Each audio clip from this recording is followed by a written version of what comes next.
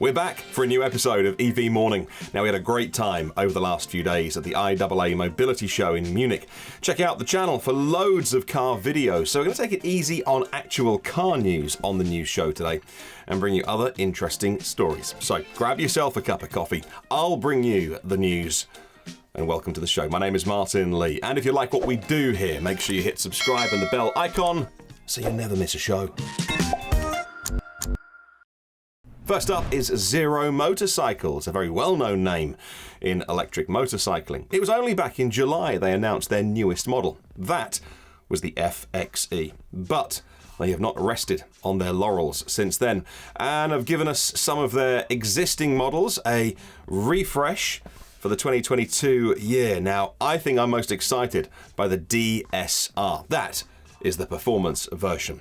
Let me give you the stats. The motor turns out 70 horsepower, 116 pound-feet of torque, has a top speed of just over 100 miles an hour. And thanks to the relatively large 14.4 kilowatt-hour battery, they reckon you'll get a range of around 160 miles.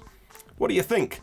Would you have one in your garage? Is it just a dry weather vehicle, or could you use this all year round to commute, maybe? Our attention also got piqued when someone said cake. No, we're not talking about eating cake. This is the funky motorbike and scooter manufacturers. They've teamed up with Polestar. Why? Well, for a special edition electric scooter. Now, a couple of weeks ago, they put out the Makka, M-A-K-K-A, coming in at a price just under $4,000. But now you can get a tow bar attachment that sits on your Makka on the back of your, yep, you guessed it, Polestar. You can charge the bike from the charging port on the car as well. Handy for commuting to a city and then using the bike to avoid traffic or even congestion charges in increasingly many European cities. Us EV fans will always hold a special place in our hearts for the Nissan Leaf and what it did to increase the adoption of electric mobility. But I think they kind of lost their way a little, or at least slowed up a little bit with the success of the Leaf. We got an electric van, they updated the Leaf a couple of times, but in some of those updates it really was the same car underneath, maybe a bigger battery, but otherwise all the same running gear. They really started to fall behind as other manufacturers caught up and overtook them. So we are waiting. I personally can't wait to see the Aria go on sale. Now, that's not a replacement to the Leaf. It sits in a segment above it. We have some prices now coming in, at least for our European viewers on the channel. They've given the details on what it'll cost in Norway. Now, the Aria is a very tasty proposition and only the first car that is coming on this new platform they have developed in the Renault-Nissan alliance, so expect some Renaults coming on this platform. But as for the Aria, that'll be the first vehicle out that we get to try. Entry level, 63 kilowatt hours. That's usable as well, equivalent of $47,000 US. Not bad, you might say, but for some that's nearly double what the entry-level Leaf will cost you. It's also a good bit more than the $32,000 price tag for the big battery 62 kilowatt-hour Leaf E+.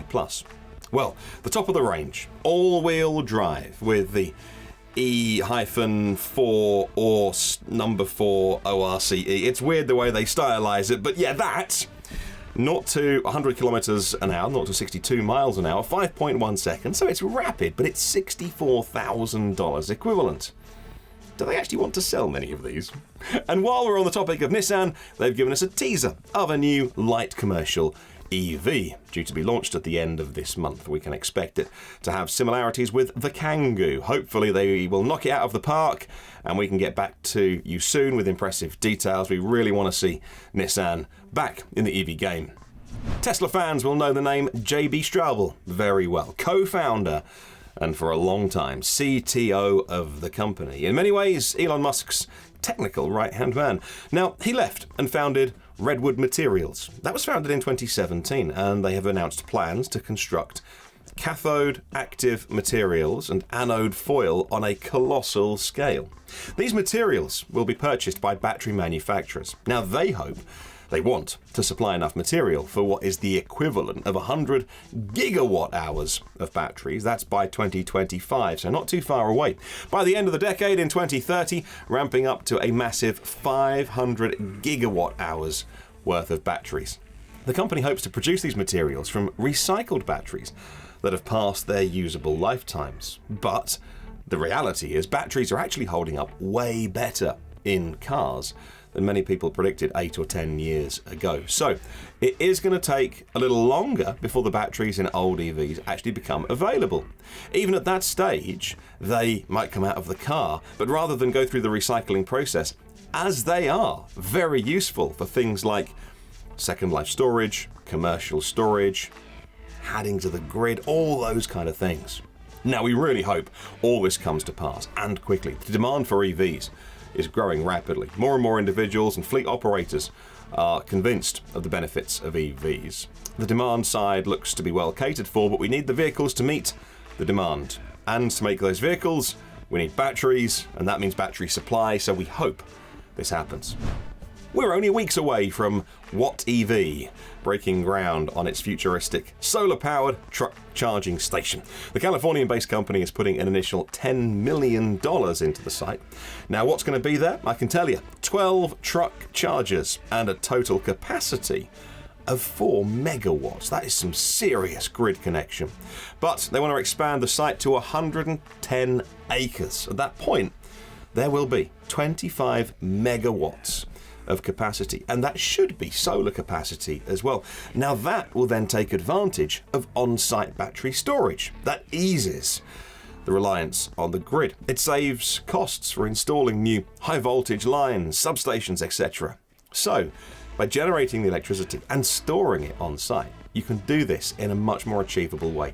40 chargers supplying anywhere between 250 and 350 kilowatts of power, and in some cases a megawatt for commercial vehicles. Conveniently, this site is 12 miles from a key Walmart distribution center. It's 1 mile from an Amazon fulfillment center. All right, time for me to shut up now. You can start typing. Let us know in the comments below. Have your say. What do you think of today's news about everything in the world of electric vehicles? We love to hear from you. Let's keep the conversation going. Do you hold high hopes for the Nissan Ariya? What about using electric scooters for last mile commuting into the office? And thank you very much for watching as always. If you liked the video, hit the thumbs up icon. It tells our bosses you liked this one and we can make more just like it. We'll see you on the next one.